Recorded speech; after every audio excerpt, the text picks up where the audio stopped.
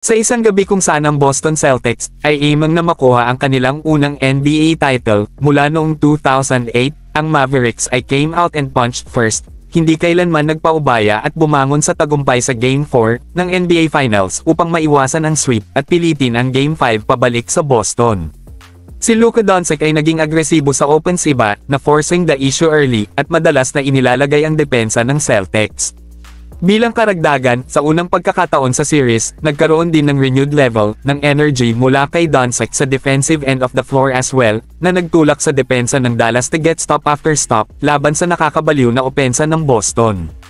Sa oras na umikot ang 3-minute mark sa ikatlong quarter, ang Mavericks lead was ay 88-52, at pinalis ni Celtics coach Joe Mazzulla, habang hinihila niya ang lahat ng kanyang mga starter, upang makapagpahinga sila para sa Game 5 pabalik sa Game 5. Sinundan ito ni Dallas coach Jason Kidd, at ang bench players para sa magkabilang koponan, ay nakakuha ng higit sa isang quarter na worth ng playing time sa blowout win ng Mavericks. Nanguna ang Dallas ng hanggang 48 puntos sa second half, na siyang largest lead sa NBA Finals, sa loob ng hindi bababa sa 50 taon, ayon sa ESPN Stats and Info. Nagtapos si Doncic na may game-high na 29 na puntos sa 12-for-26 shooting, habang nagdagdag si Kyrie Irving ng 21 para sa Mavericks.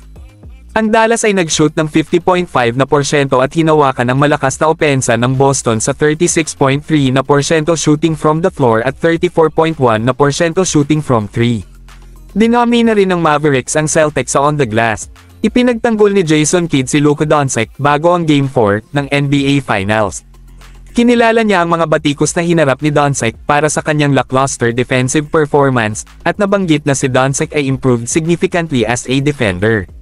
Ngunit inaasahan ng mga fans at kritiko na siya ay isang lockdown defender when he has never been one. Ang Warriors star na si Klay Thompson ay nag-spark some major hits sa online matapos mag-expose to the world ang kanyang pinakabagong activity sa Instagram.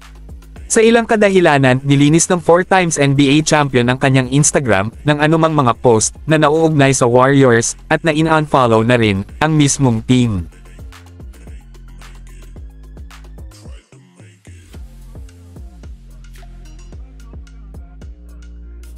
Si Thompson ay kasama ng Warriors sa kanyang entire career.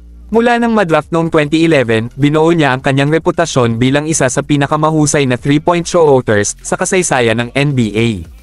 Sa 10 season sa ngayon, si Thompson ay nag-a-average kasama sina Stephen Curry at Draymond Green. Tumulong siyang pamunuan ang Warriors sa 4 na NBA championship, sa kung ano ang malawak na itinuturing na isa sa mga pinaka-dominant runs by any NBA team.